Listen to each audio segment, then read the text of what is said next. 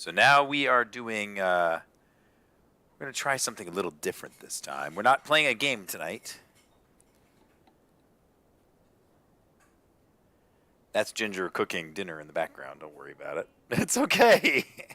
This is super casual. We're not in a recording studio. I'm sitting in my dining room. And I can't find where my YouTube is. Oh, right. Here we go. Because I'm getting chat open, everybody. I'm getting chat open.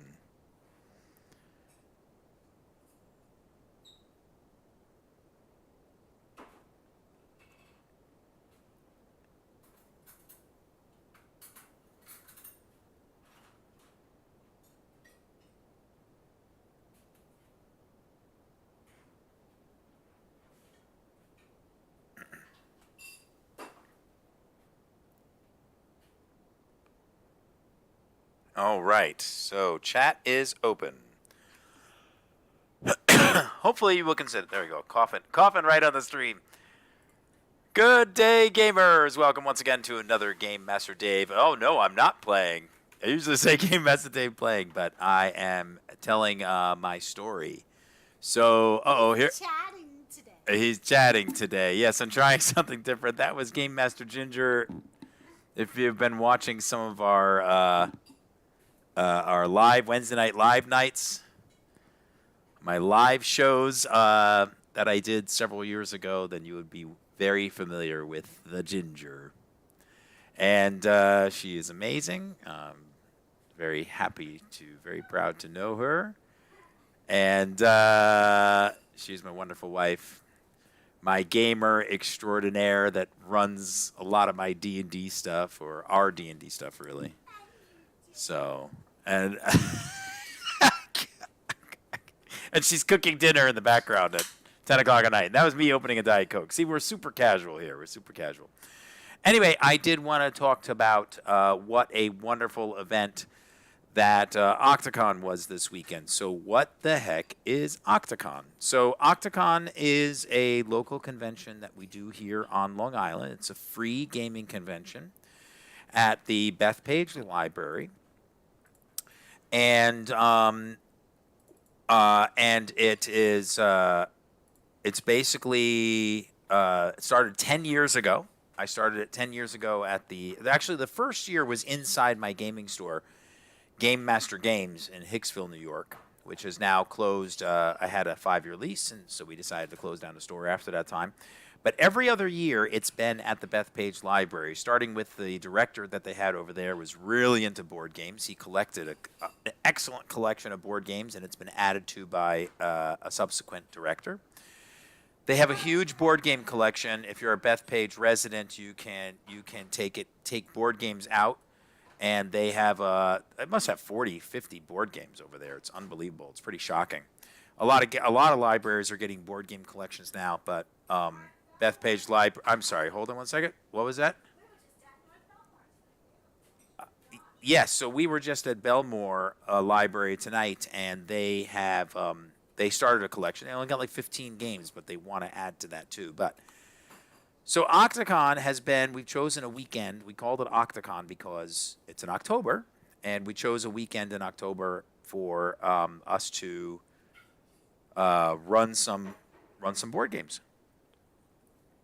A board gaming convention, and it has evolved over the years, and we've added things, and we've taken things away. We had vendors in previous years. We've had role-playing games. We've had Mr. Pop and Twist there. We've had a ton of board games on the schedule. We've had programs, panels in the auditorium. We've had LI Retro, the video game people that run Long Island Tabletop. I'm sorry, Long Island Retro, and well, they run Long Island Tabletop too, and I'm associated with them. We've had game stores come and do stuff. This year we had, last year and this year we had a charity, Board Games for the Better, arrive. We've had Josie, a local game designer there. We've had Laura Irwin, a local game designer there. We've had Zach Connolly, a local game designer there. This year we had Hit Point, which they are doing a great. They're coming out with a Kickstarter and so they demoed their game probably to like about 7 or 8 people this on Sunday, and they are coming out with a Kickstarter. Um, in March. But let me tell you, the bottom line, the reason why I wanted to do this video was I wanted to experiment with telling my story. I've got lots of stories that I have yet to tell. I've put some in my blog on GameMasterGames.com, my Dave's Dispatch, Game Master Dave's Dispatch. That's my blog. But really, I feel so good about OctaCon. I just wanted to share the feel goods. And the first thing that I have to thank is, that I had the health and I had the time and the ability to do this, but it really wasn't me alone. It was a conglomeration of a ton of people, and I want to give a million thanks to those people that helped us pull off a wonderful, incredible event. And that would be my wife. First of all, she did a lot of stuff up in the greeting area, and here she comes. She just gave me a kiss. And then it's the Bethpage Library staff was fantastic. This year, for the first year, we actually had volunteers, and we had basically too many volunteers, which is wonderful. But it was hard for me to find work for all of them, so a lot of them ended up playing games. But not only did we have, of course, some of my friends volunteering to be game masters on the schedule, but we had a few other people that were super excited about volunteering, and I really appreciate those that came by. Hold on a second. I can't hear my wife talking. What's that? I'm getting to it. Okay. My wife is. I can't hear her with the headphones on, and then she's telling me stuff. But I'm getting there, my love. I'm getting there. So I had some of my friends and associates volunteer. So my game masters were unbelievably awesome. Almost all the games fired, which was great. And then we had other volunteers. So really, the 2 volunteers that I brought in, and hopefully I don't forget anybody, is John. Thank you, John. Thank you, Rich. And then, of course, thank you, Todd and Jan and Jonas for coming out. And then, of course, we had Crokinole. Oh, my gosh, how could I forget Crokinole? They were with us last year and again this year. And Crokinole was an absolute huge hit. So thank you to the Brooklyn Crokinole Club for coming out, too. That was really cool. And then, Ginger, can you turn that light back on, actually? She turned the light off on me, and it changed. There you go. So the... and then the library had teen volunteers. Now, the teen volunteers were really instrumental in a couple different ways. And one of them was the children's library really jumped up, really stepped up their OctaCon game, for lack of a better way to explain it. And they had teen volunteers. They had 2 or 3 tables set up with like kids games. And so we directed the kids and the families to, of course, check out all the activity in the basement, the downstairs with all the board gaming and the role-playing gaming. But the other thing is that we wanted them to check out the children's library upstairs because they had teenagers teaching games to young kids. And then they had a thing they called a riddle room. And it was a scheduled event, so they ran it, I think, 5 times in total. And I'm sure the teen volunteers helped out with that. And what is a riddle room? It's an escape room for kids. So it was so cool. Me and Ginger went into the room to just check it out and hear what it's all about. And in there they had a little like a little chest. They had like a little treasure chest, just made out of a box but nicely decorated with a chain around it. And there was all these puzzles that the kids had to figure out. It was for 3rd to 5th graders. And the kids had to figure out the puzzles. And chat is open, by the way. Give us a like, subscribe, follow, suggestion, whatever you like, whenever you see this. And they had to figure out the puzzles with like all these other stuff that was on the side table. And then I guess they got a key or something, and they unlocked the chain and unlocked the treasure. I mean, so much fun, so much creativity and fun. And then some of the teen volunteers, including some that I already mentioned, helped Ginger out upstairs in the welcome area. And oh my gosh, Ginger and I have been doing this for a long time, and we're still learning. We're still learning how things go. And what is the best games to have, games and activities to have available. So last year, Ginger broke out Giant Jenga, and we had it on a table, and it was a lot of fun. Everybody was playing, but the problem was when it fell over, it made just a crashing huge noise, and the small kids couldn't reach the top of it. So this year we put it on the floor. So we put Jenga on the floor, and it was much better. People played with it all day long. And then Ginger and I have run some Minute to Win It events. So that's basically, Ginger has developed like 25 different games that only take a minute to play.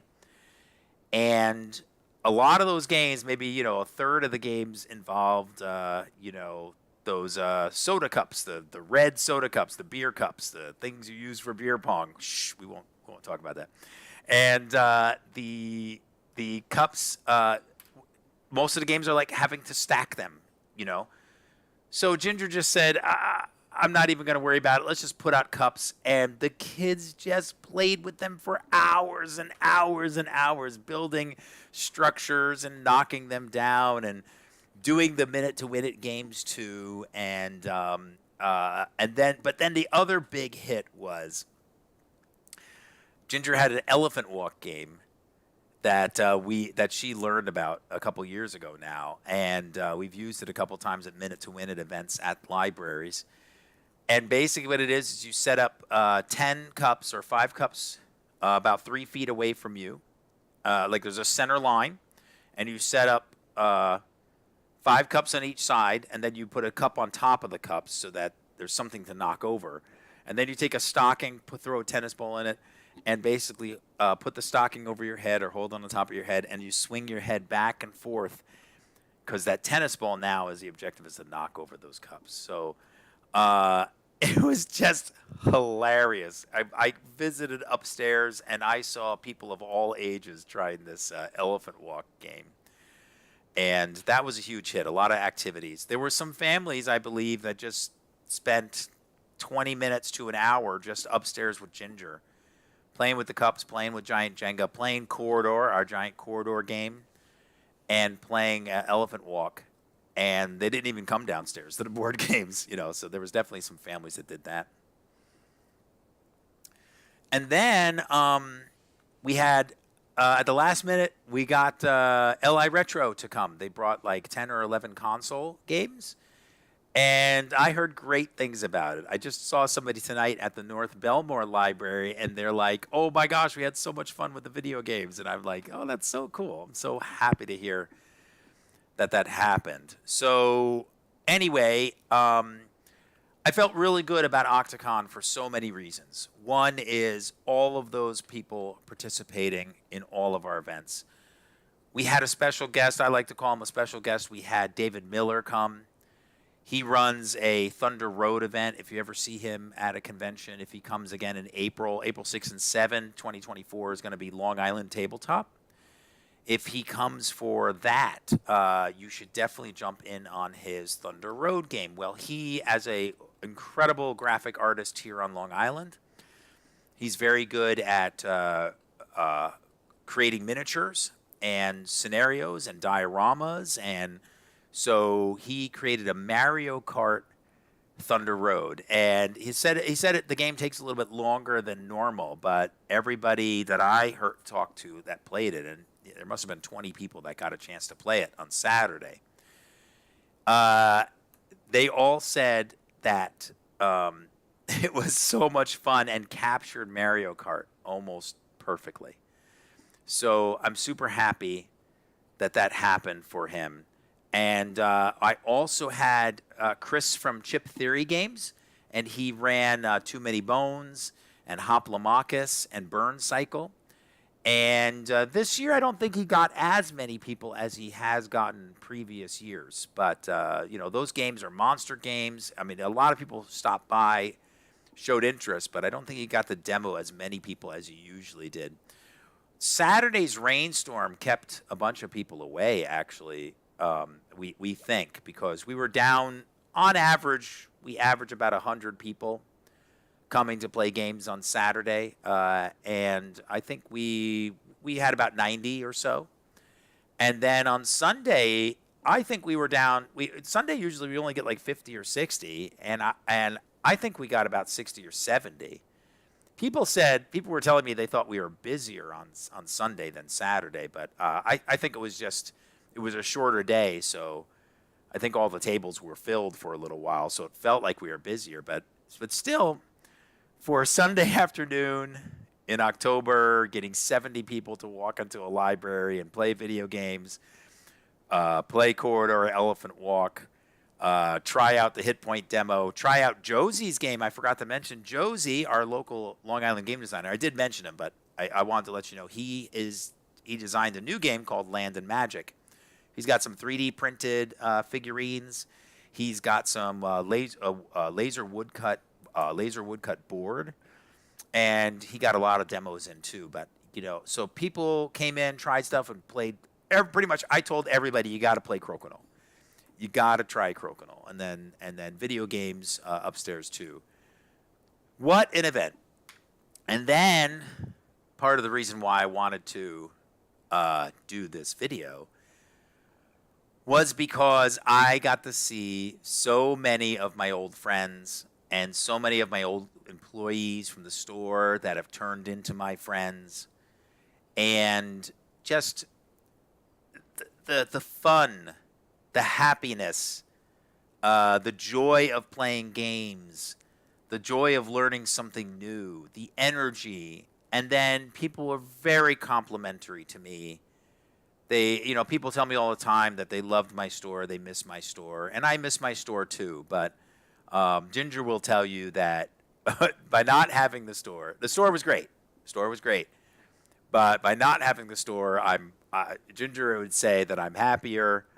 I'm playing more games, and Ginger and I have a lot more time together. We actually have date nights, and we play games together too, which just really didn't happen for 10 years as I owned two stores, and so I'm okay. I'm okay with everything that happened in the past. It is what it is, and I'm playing a ton of games.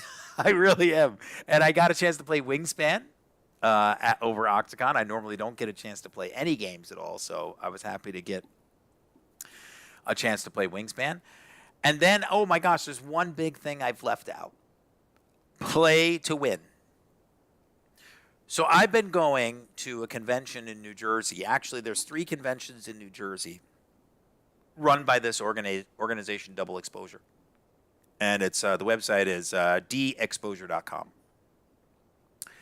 And Double Exposure does Metatopia, which is a game design convention, usually in November. And then usually in the spring they do Dreamation, which I think used to be, they called it Dreamation because I'm not 100% certain. I think that used to be more of a LARPing RPG convention, but really it's turned into an everything convention. And then they run DexCon, usually like the first weekend in July. And that, I think, was more of a board game, miniature game convention, but really it's turned into an everything convention too. And I have been to, in total, I've probably been to about 10 of their conventions over the last 15 years. And at least, if not 12 or so. And I've had so much fun. I've gotten to know them. Well, they have a program called the Envoy program. And any of you can join it, actually, if you're interested. Basically, what it is manufacturers are dying for game demoers to teach their games at local events, venues, conventions, libraries, game stores. And if you demo certain games, you get like some points and stuff like that. And those points you can use to purchase games through Double Exposure. And so it's a way to help out the industry and get a little bonus for yourself, too. Well, several years ago, they also got these manufacturers to give games for demo, and they've collected several manufacturers that like to do this. And then what they do is they offer something called Play to Win. And so this was our first year. For our 10th anniversary, we wanted to do something really special. And so not only did we get the volunteers, not only did we add a few different programs and stuff, but we did the play to win games. And I sent in the application and I received the games a couple weeks ago. And basically what it was you, I had 10 games on a table. You took a game from the table, you went to go play it on another table with your friends, you learned how to play it, and then when you were done playing it, you filled out a raffle ticket, and I had a little cup by each game. You put the little raffle ticket in the game. And then at the end of the day on Sunday, I raffled those games off. So if you tried a game, you had a chance at actually taking the game home. And this is a way for the manufacturers to get exposure to their new games, to get it into the hands of people, to get it played at the convention or the event, and then people have it in their home, and so hopefully they're going to play it with their friends, and it spreads the word of that game, and that's the business end.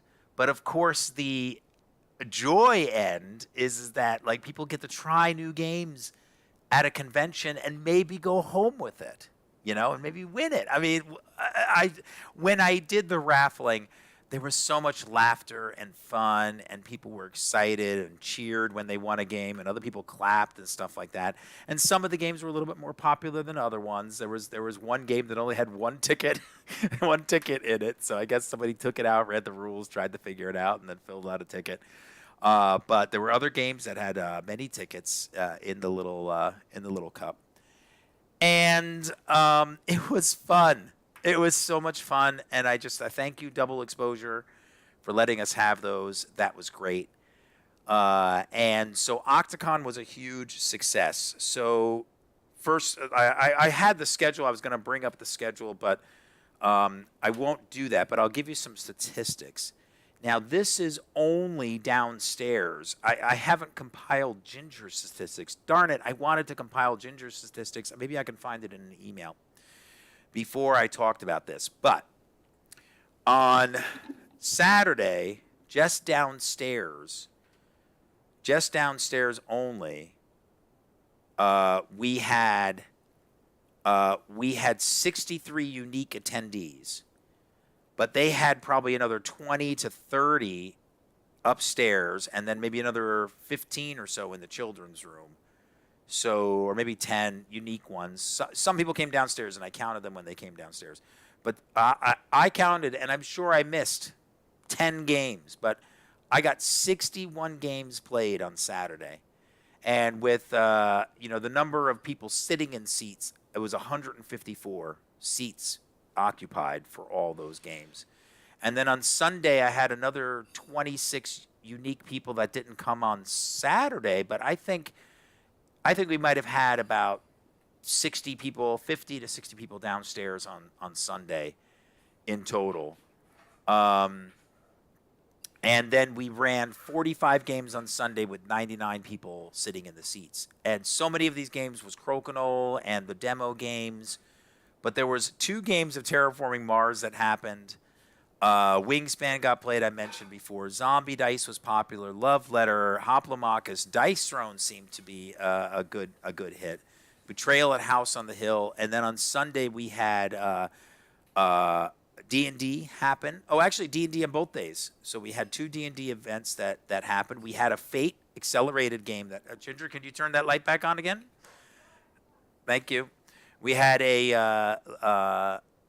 Crokinole, of course, played all day long. We had a bunch of the games play. We had another Wingspan game on Sunday. What else? Game the Game was played. Saboteur was played. That's always a fun one. And then somebody played 2 or 3 games of Unlock. I got a chance to play 5-minute dungeon again. Or I got the chance to run 5-minute dungeon again. What the Heck was played. Number 9, the game number 9 had some kids playing it. And then actually, Board Games for the Better brought like 4 or 5 games. This magnet game, I forget the name of it. This game called Suspend. That was fun. And anyway, what else can I say?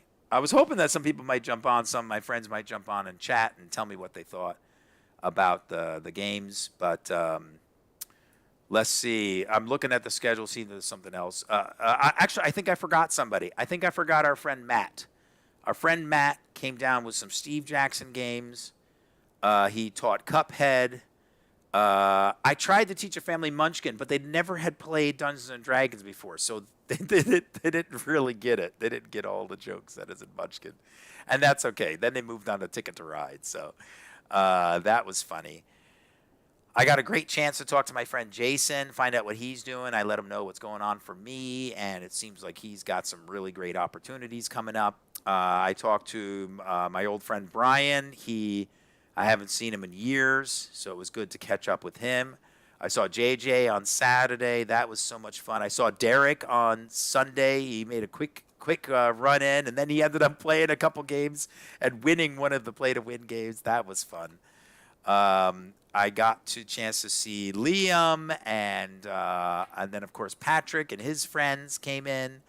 And Chuck ran Here to Slay and Betrayal. And let's see, it's just I saw Bill. Bill came and ran a D&D game. I saw Leroy ran a D&D game. That was super successful. Of course, David Miller I already mentioned. I'm trying to think of like going around the room. I know I'm missing 100 people. Jan is one of the exchange students from Todd. By the way, if you ever thought about having an exchange student in the house, let me know. Send me an email, dave@gamemastergames.com. I can hook you up with this guy, Todd. The program is really hurting for host family houses to host to host an exchange person from I guess almost anywhere. I was going to say Europe, but I think it's almost anywhere. Todd right now has somebody from Switzerland and somebody from Poland. They're students here on Long Island while they're staying at Todd's house. And Todd tries to get always gamers to like, I guess part of the things is he tells the administration, I only want teenagers that want to play games, you know. So he's been very lucky.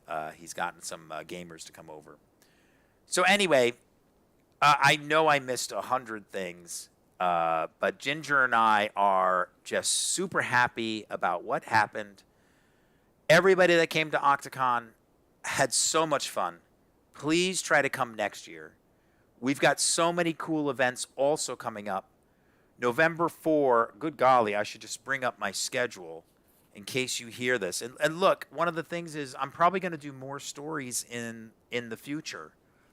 You don't even need to watch the video. Just put it on with your headset or, you know, while you're doing laundry or answering email and just listen to me chat. I am on LibriVox. I did some voiceover work on LibriVox, which is super cool. Ginger and I picked up 2 more libraries. One of them is North Belmore. That was just tonight. And let me go to my events page, upcoming events on GameMasterGames.com, and we will go over some of the things that are coming up. So, first of all, our friend Will runs a website called The Game Map. You can check it out at thegamemap.com. I do teach games for a small fee to just reserve my time. If you want me to teach you a game online or in person, we can try to figure that out. And I already told you about the Double Exposure Envoy program. You can check out a link on my upcoming events page on GameMasterGames.com. Then I have Board Game Night at the Marich's Library on November 2nd. November 2nd, Board Game Night, Marich's Library. November 3rd, Board Game Night at the Bethpage Library. This is in 2023, in case this video sticks up on YouTube for a while. Then we have the Sayville Fan Fest at the Sayville Library, 10 to 4:30 p.m. That's November 4. November 4 is at Sayville. So we got an event November 2nd, November 3rd, and November 4. And then on November 23, the day after Thanksgiving, the Friday after Thanksgiving, we have Fat Dog. And Fat Dog will be running at both Legendary Realms in Lindenhurst for $10. We're playing 14 hours of games. And at Cosmic Comics and Games in Baldwin, we're playing 10 hours of games for $5. And just so you know, every Tuesday at Legendary Realms in Lindenhurst for $10, they have D&D. And then Ginger and I teach Teen Dungeons & Dragons and Adult Dungeons and Dragons. I haven't posted those events yet. They're coming up in November at the Bethpage Library. And then, of course, we always have our first Friday of the month board game night at the Bethpage Library. If you have any questions, comments, suggestions, anything, please send them to us, dave@gamemastergames.com, or just leave a note right here on the YouTube video. There's my gorgeous wife, Ginger, the Minute to Win It, Minute to Win It expert and teaching corridor expert. She also was doing Laboom and what was it? Kitty Bug Slap? What is it? Super Kitty Bug Slap with the kids.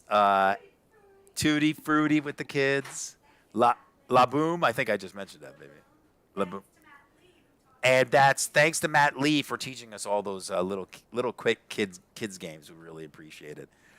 If you like this kind of my story, I won't always talk about conventions. I'll talk about some personal stuff too. We'd love to hear about it. Somebody just suggested on my Discord channel, one of my friends suggested I should just get on here and chat, and nobody joined me initially, but that's okay. I don't. My wife is listening. Oh, I forgot. I am on one of the more recent podcasts.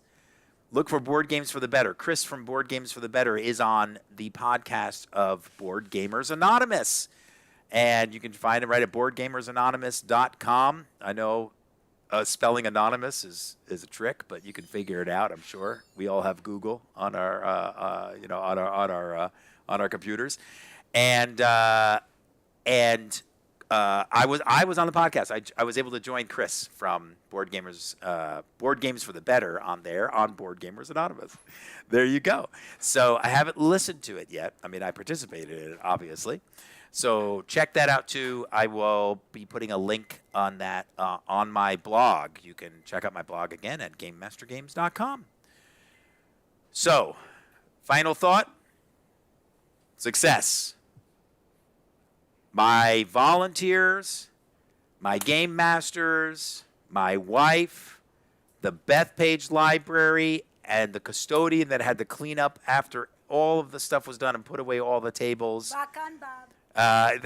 Then also all of the people that attended, thank you.